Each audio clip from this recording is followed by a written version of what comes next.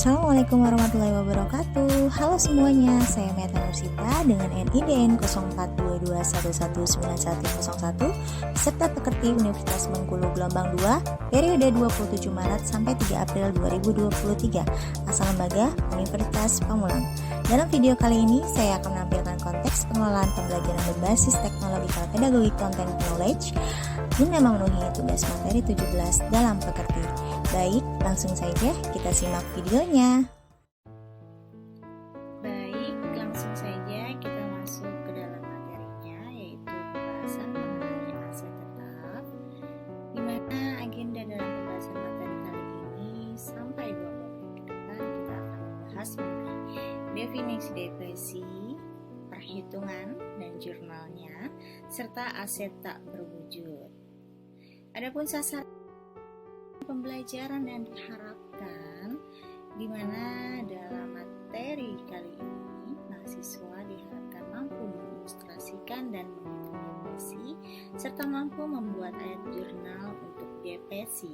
Dalam tingkatan kedua yaitu mampu menjelaskan akuntansi untuk aset tak berwujud serta mampu mengilustrasikan akuntansi untuk aset tak berwujudnya. Kemudian di tengah-tengah nanti atau di akhir pembahasan, kita akan merealisasikan pemahaman melalui ilustrasi soal-soal. Baik, sekarang kita masuk dalam definisi depresi. Iya, apa itu depresi? Depresi ini merupakan alokasi biaya untuk sumber daya alam sehingga dapat dibebankan secara rasional maupun secara sistematis selama masa manfaatnya berlaku, selama masa manfaat itu terjadi. Nah, selain itu, definisi ini juga merupakan suatu metode penyusutan pada aset karena adanya pengurangan biaya. Karena berdasarkan pada pengelolaan sumber daya menjadi bahan baku atau nanti bakal jadi persediaan. Nah, untuk penyusutan depresi ini terjadi pada suatu aset secara alami terjadinya. Nah, contohnya apa nih? Penurunan pada nilai barang tambang dan juga hutan kayu. Karena bahan tambang, dan hutan kayu itu adalah penyusutan yang terjadi secara alami. Nah, kemudian bagaimana untuk cara menghitung depresinya, menghasilkan nilai depresi? Nah, di sini kita akan mengurangkan dan juga menjumlahkan dari total aset yang diambil dari nilai cadangan sumber daya alamnya, ya. Nanti ada tahapannya ya untuk depresi itu sendiri perhitungannya. Kemudian kita masuk dalam definisi depresi di tujuan perhitungannya. Di mana tujuan perhitungan depresi di sini ada 3. Yang pertama ini kita untuk mengetahui seluruh stok sumber daya setelah dimanfaatkan ataupun karena kerusakan. Jadi melalui perhitungan depresi ini kita bisa mendapatkan informasi mengenai stok yang tersisa yang sudah dimanfaatkan berapa atau terjadi kerusakannya. Kemudian yang kedua ini mencegah dan juga mengurangi kelangkaan sumber daya, dan yang terakhir adalah memaksimalkan pemanfaatan suatu sumber dayanya.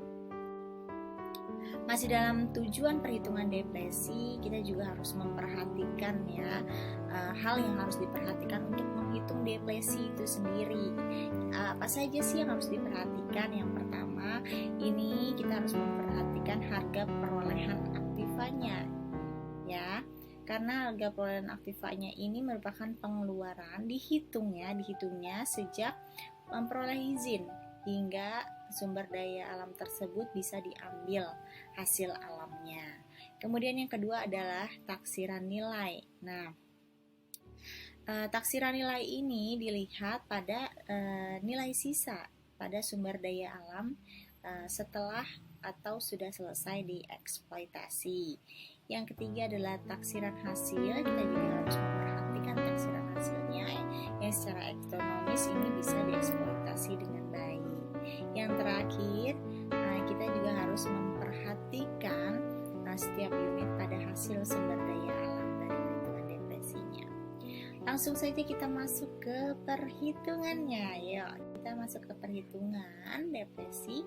Di sini ada dua tahapan ya dalam menghitung dan mencari nilai depresi itu sendiri. Yang pertama, tahapan pertama, kita cari tarif depresinya dulu. Rumusnya bagaimana? Tarif depresi yaitu biaya sumber daya kita bagi dengan estimasi total unit sumber dayanya. Kalau sudah dapat hasil tarif depresinya, kemudian kita lanjut ke tahapan perhitungan yang keduanya untuk menentukan beban depresinya. Nah, gimana cara mencari beban depresinya? Nah, untuk mencari beban depresi ini kita harus memperhitungkan ya, mengkalikan tarif depresi, kita kalikan dengan kuantitas yang diambilnya gitu ya. Oke, langsung saja kita coba yuk perhitungannya. Nah, ini ilustrasi perhitungan dari depresi, di mana PT Senja ini membeli hak pertambangan batu bara sebagai berikut. Nah, rinciannya adalah yang pertama biaya kandungan mineralnya sebesar 400 juta rupiah. Estimasi total unit sumber dayanya adalah 1 juta ton. Kemudian jumlah yang ditambang adalah 90.000 ton. Gimana cara menghitung beban depresi dan jurnalnya? Gimana cara menghitung beban depresi dan jurnalnya? Ada dua tahapan ya. Tahapan yang pertama, apa tuh tahapan yang pertama ya? Tahapan yang pertama adalah kita cari tarif depresinya dulu ya. Tarif. Kita cari tarif depresinya dulu. Sebentar. Yang pertama kita cari tarif depresinya. Apa itu rumusnya? Yaitu biaya sumber dayanya kita bagi dengan estimasi unit sumber dayanya. Nah, biaya sumber dayanya berapa di sini? Biaya sumber dayanya di sini kita diminta untuk mencari depresi depresi per tonnya dari kandungan tambang tersebut. Taksiran awalnya berapa? Taksiran awalnya kan sebesar 200 juta rupiah. Kemudian setelah dieksploitasi ya, nilai taksirannya turun jadi 20 juta rupiah saja. Berarti kalau turun kita mengurangi ya. Kita mengurangi, berarti taksiran awal 200 juta rupiah kita kurangi dengan taksiran yang sudah dieksploitasi sebesar 20 juta rupiah. Baru deh kita bagi ya dengan jumlah ya, dengan jumlah tambang tersebut berapa banyak? 100.000 ton. Ini ya 100.000 ton. Kita bagi dengan 100.000 tonnya. Hasilnya berapa? Hasilnya itu merupakan penyusutan yang didapat dari metode depresi. Ya, sebanyak 1.800 ton ya, jumlahnya adalah 1.800 ton. Nah, ini merupakan hasil penyusutan yang didapat dari metode depresi tersebut. Nah, kemudian nilai pada eksploitasi lahan di tahun 2021 ini kan sebesar 30.000 ton ya. Di tahun berikutnya kan pada tahun 2020 Wilprop ini baru mengeluarkan lahan ya. Terus sudah dieksploitasi, lahannya berkurang menjadi cuma 20 juta rupiah saja. Kemudian di tahun berikutnya ini lahan yang dihasilkan dari 100.000 ton ya menjadi 30.000 ton saja ya. Nah, jadi kita menghitung beban depresinya. Tadi kan kita sudah menentukan tarif depresi per tonnya. Hasilnya adalah 1.800 rupiah per tonnya gitu kan. Nah, kemudian kita cari beban depresinya. Beban depresinya kita kalikan tarif yang tadi berapa? 1.800 ya. 1.800 per tonnya itu kita kalikan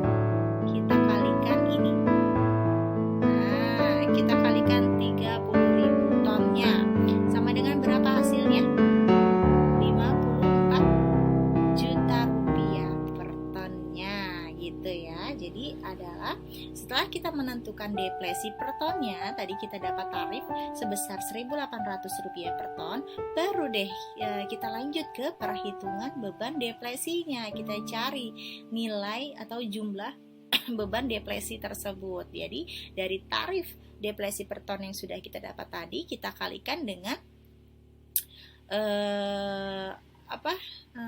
jumlah tambang di tahun 2021-nya sebesar 30.000 ton, sama dengan hasilnya 54 juta rupiah per tonnya. Kemudian jurnalnya gimana? Jurnalnya tetap sama. Jurnalnya adalah beban depresi pada akumulasi depresi, karena tadi dia kan jadi penyusutan yang didapat dari depresi tersebut ya. Hasilnya adalah beban depresi pada akumulasi depresi sebesar 54 juta rupiah. Nah, tadi sudah kita hitung-hitung. Ada 2 soal ya, soal ilustrasi pertama dan soal ilustrasi kedua. Sampai sini sudah cukup dimengerti ya. Kemudian lanjut, dalam aset tak berwujud ini ada prinsip pengakuan dan pengukurannya. Nah, dalam prinsip pengakuannya ini ada prinsip secara umum. Kita lihat bahwa untuk mengakui bahwa item tersebut adalah masuk ke dalam aset tidak berwujud, ini suatu entitas ini perlu menunjukkan bahwa item tersebut ini sudah memenuhi definisi aset tidak berwujud ya. 3 kriteria tadi yang sudah kita bahas di slide sebelumnya ya. Dan juga harus memenuhi kriteria pengakuan. Nah, kriteria pengakuannya ini apa? Kriteria pengakuannya yaitu adalah ini ya.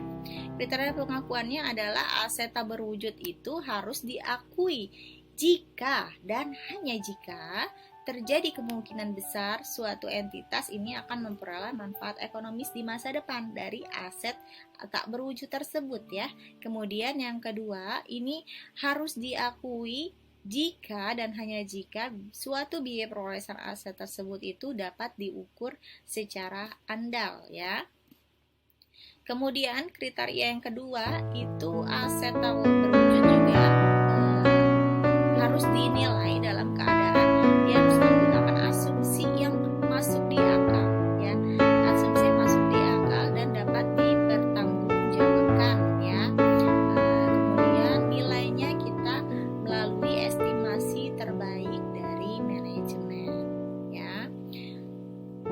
Masih dalam aset tak berwujud, dalam prinsip pengakuan dan pengukuran aset tak berwujud, di sini Ibu berikan notes untuk pengingat, sebagai pengingat bahwa jika pengeluaran yang tidak memenuhi kriteria pengakuan ini dalam aset tak berwujud akan diakui sebagai beban ya, akan diakui sebagai beban. Bila tidak memenuhi akan diakui sebagai beban. Apabila aset tidak berwujud itu pada awalnya harus diakui, berarti ini masuk ke dalam biaya perolehan ya. Kemudian kita masih masuk dalam aset tak berwujud di perolehan pengakuan dan pengukurannya ya. Di sini ada aset tidak berwujud ini dapat diperoleh dari beberapa dari 6 tahap, yaitu dari perolehan terpisah, dari akuisisi sebagai bagian dari kombinasi bisnisnya, dapat diperoleh dari pengakuisisian dengan hibah pemerintah aset tak berwujud tersebut ya. Kemudian aset tak berwujud tersebut juga dapat diperoleh dari pertukaran aset. Aset tak berwujud juga dapat diperoleh dari goodwill yang dihasilkan secara internal perusahaan atau suatu entitas. Dan yang terakhir, dalam perolehan pengakuan dan pengukuran aset tak berwujud tersebut diperoleh dari bagian internal perusahaan. Nah, oke, kita bahas satu-satu nih ya, aset tidak berwujudnya ini perolehan ilustrasi aset soal tak berwujud, aset tak berwujud ini kita masuk dalam ilustrasi ketiga dalam perolehan pengakuan dan pengukuran aset tak berwujudnya, dimana PT Armada ini memperoleh teknologi baru yang akan mengubah proses manufaktur saat ini ya. Perusahaan Armada tersebut yang akan mengubah proses manufaktur perusahaan Armada. Nah, biaya yang terjadi dengan perincian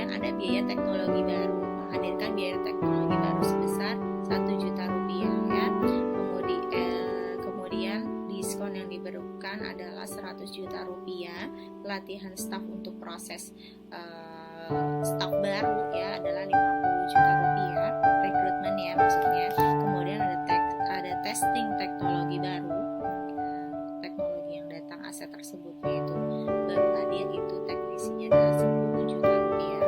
Kemudian ada kerugian operasi di awal bila terjadi misalnya lecet atau tidak dapat digunakan dan segala macamnya sebesar 20 juta rupiah. Nah, di sini kita rekan semua diminta untuk menghitung berapa biaya yang dapat dikapitalisasi sebagai aset tak berwujud tersebut dari rincian-rincian PT Armada tersebut ya, biaya rincian biaya keluarnya ya. Bagaimanakah pembahasannya? Kita langsung saja menuju pembahasannya, di mana PT Armada ini memperoleh teknologi baru yang akan merubah proses manufaktur. Biaya yang terjadi kan tadi tuh ya sudah semuanya. Berarti kita masuk ke penggolongannya dulu. Nah, dalam aset ini cost yang keluar adalah biaya dari teknologi barunya sebesar 1 juta rupiah ya kan. Biaya teknologinya adalah sebesar 1 juta rupiah. Kemudian dikurangi dengan diskon. Kan ada diskon yang diberikan. Diskonnya berapa? Diskonnya adalah 100 juta rupiah. Diskon dikurangi diskon 100 juta rupiah. Kemudian ditambah proses testingnya ya, proses testing teknologi baru itu masuk dalam 10 juta rupiah, yaitu hasilnya adalah 910 juta rupiah. Nah, kerugian atas operasi awal dan pelatihan staf ini itu masuk pada aset diakui sebagai beban. Jadi pada operasi awal dan pelatihan staf ya yang 50 juta rupiah ini dia diakui sebagai beban dan kerugian operasinya juga diakui sebagai beban ya. Oke, perhitungan sampai sini sudah cukup dimengerti ya. Mungkin dalam perolehan pelaporan dan pengukuran aset terwujud ini hanya memasukkan kualifikasinya saja. Kemudian kita masuk ke definisi dari beberapa yang termasuk dalam aset tak berwujud tersebut, yaitu adalah definisi hak paten. Ada pengertian definisi hak paten. Di sini menerapkan manfaatnya hak paten ini dapat dikurangi dari sisa masa hak paten secara hukum. Akun aset kontrak terpisahnya ini biasanya tidak digunakan dalam aset tak berwujud. Ya. Gitu, kita masuk dalam ilustrasi yang keempat, ada perhitungan hak patennya. Di awal tahun fiskal, PT Sejahtera ini memperoleh hak paten senilai 100 juta rupiah dengan masa manfaatnya adalah 5 tahun ya.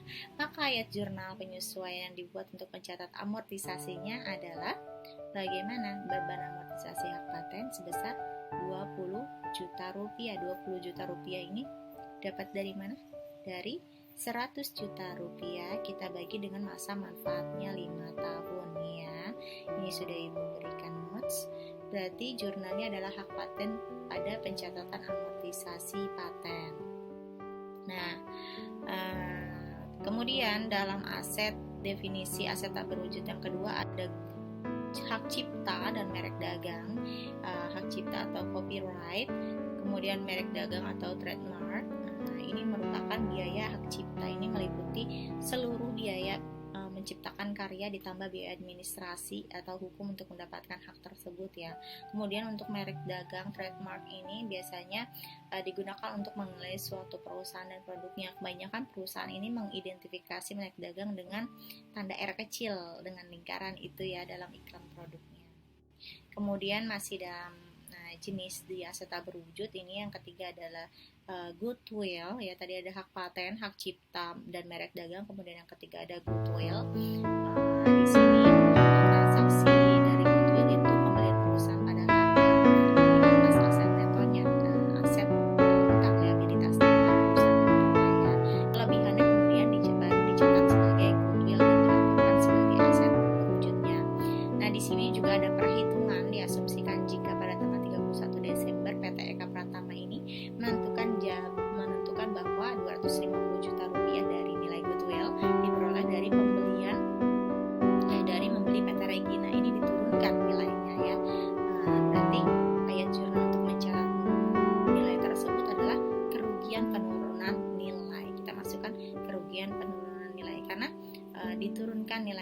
rugi kan, berarti 250 juta rupiah catatan dari goodwill. Di sini ada perbandingan dari aset tak berwujud mengenai hak paten, hak cipta, merek dagang, dan goodwill-nya. Ini bisa dilihat dari deskripsinya, periode amortisasi, dan beban periodik. Kemudian yang terakhir dari pelaporan keuangan untuk aset tak berwujud ini, aset tak berwujud ini biasa dilaporkan dalam laporan posisi keuangan di bagian yang terpisah. Ini mengikuti aset tetap, mengikuti aset tetapnya. Saldo tiap golongan aset tak berwujud ini harus diungkapkan secara neto atas setiap amortisasinya. Oke, baik, demikian pembahasan materi mengenai aset ya, mengenai aset. Ini masuk ke dalam depresi dan aset tak berwujudnya. Terima kasih sudah memperhatikan materi saya selama 25 menit. Selama 25 menit sampai dengan selesai. Semoga apa yang saya sampaikan bermanfaat dan dapat berguna untuk perhitungan sehari-hari juga dalam pemecahan masalah dan kasus-kasus yang ada. Terima kasih. Wassalamualaikum warahmatullahi wabarakatuh. Saya Meta Nursita, peserta pekerti pelatihan peningkatan keterampilan dasar teknik instruksional. Izin pamit. Wassalamualaikum.